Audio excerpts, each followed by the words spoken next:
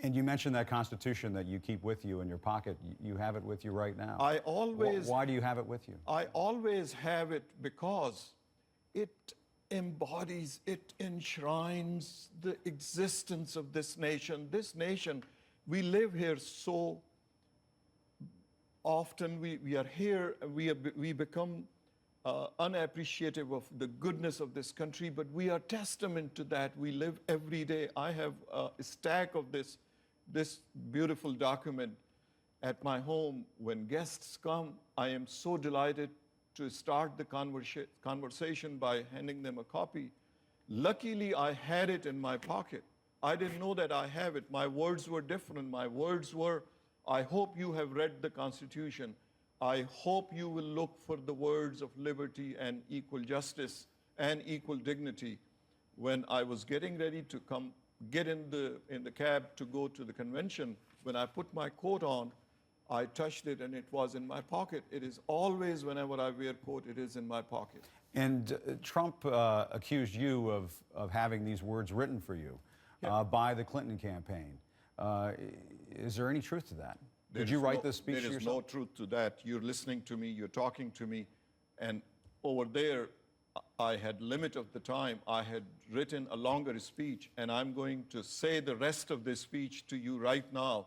There is no Clinton campaign here. There is no prompter here. I am an articulate person.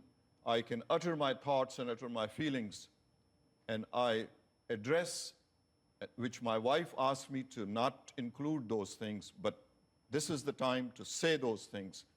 I wanted to address, and I address them now. I address the Senate Majority Leader, a patriot, and I address the Speaker of the House, a patriot American. It is their moral obligation. History will not forgive them. This election will pass, but history will be written. The lapse of moral courage will hold them, will remain burden on their souls, on their leadership. What do you want the Republican leaders to do, Mitch McConnell and Paul Ryan? To repudiate him. They have suggested, they have sat with him, as we are aware in public. They have advised him, they have counseled him. Entire leadership of the Republican Party, I know Republicans are as patriot as Democrats, as independents. But he had promised them to mend his ways, divisive ways, harmful ways, hurtful manners and policies. Yet he comes back again on the same thing.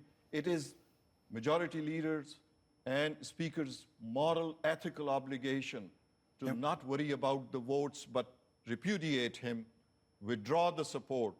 If they do not, I will continue to speak, and I am speaking. I have received tremendous support from Republicans saying to me that they have never voted for Democrats. This year, they are not going to vote Republican for the office of president because of this candidate. You've obviously received an overwhelming response to your speech, and you just mentioned that many Republicans have reached out to you to say that they appreciate your words. What about the supporters of Donald Trump? Have you heard from them?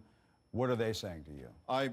The people that have called, left messages, I do not know what their political affiliation is, but it appears from the overwhelming response and affection and support that we continue to receive, that is what Captain Humayun Khan died fighting for, the liberty, equal dignity. That is what these patriots fight the war for America, to keep it safe, to keep it.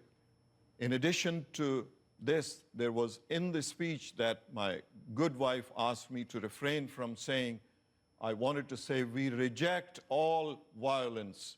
We are faithful, patriotic, undivided loyalty to this country. We reject all terrorism. She asked me not to say that because that was not the occasion for such a statement. We say to his ignorance, I address his ignorance, that the direct effect, the most effect of the terrorism in the menace of terrorism had been Muslims in the world. Muslims hate this menace of terrorism as much as any other place. It is our duty to keep this country, our country, beautiful country, safe. We have always thought of that way. We will continue to do our part to keep it safe and beautiful. What he cites in the name of Islam and all that, that is not Islam at all. I wish somebody would have put something in his head that these are terrorists, these are criminals, these folks have nothing to do with Islam.